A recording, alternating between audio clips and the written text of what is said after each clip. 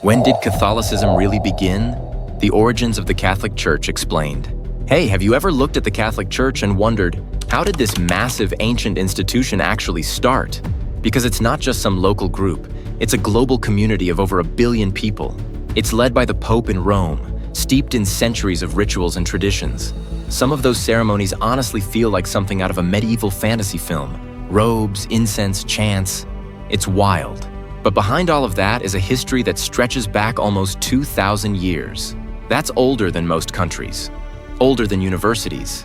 Definitely older than your grandma's secret lasagna recipe.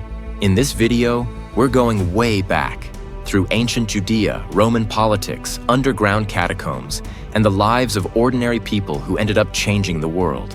We'll look at the key moments and people who helped shape what would eventually become Catholicism. Along the way, we'll clear up some common myths, dig into a few controversies, and explore questions that still keep historians and theologians busy today.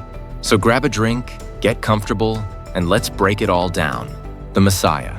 Let's start with Jesus Christ. Whether you're religious or just into history, you've definitely heard of him. But who was he really? Most historians agree that Jesus of Nazareth was a real person who lived around 6 to 4 BCE in Judea, which was under Roman rule at the time.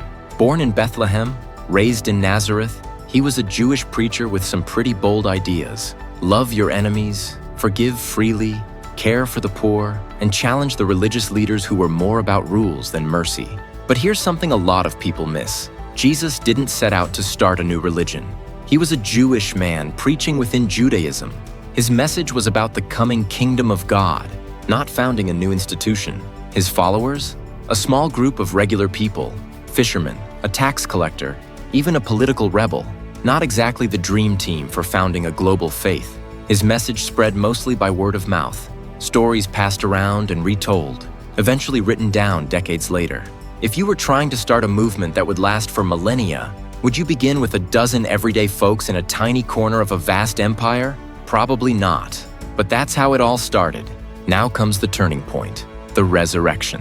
According to Christian belief, after Jesus was crucified, he rose from the dead 3 days later, and that moment changed everything. Before the resurrection, his followers saw him as a prophet or teacher.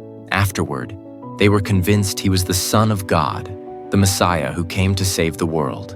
That belief gave them courage. They went from hiding to openly preaching that Jesus was alive, and that anyone could find salvation through him. Fun fact, they didn't call themselves Christians at first. They went by followers of the way.